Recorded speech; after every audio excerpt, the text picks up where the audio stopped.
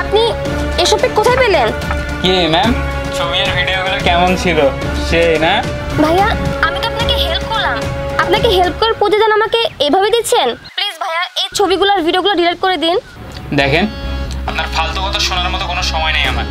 এই নাম্বারে আমার বিকাশ আছে, এই মুহূর্তে আমাকে 20,000 টাকা পাঠান, আর তা না হলে আপনার সমস্ত ভিডিও আর ছবি আমি সোশ্যাল মিডিয়াতে ভাইরাল করে দিব। তোকে ভালো মনে করে আমি হেল্প করছি, আর তুই আমার এই প্রতিদান দিলি? আমি তোদেরকে কোনো টাকা পয়সা দেবো না, তোরা যা মন চায় কর। তাহলে তুই টাকা দিবি না? না ঠিক আছে, ওয়েট কর। ওর ভিডিও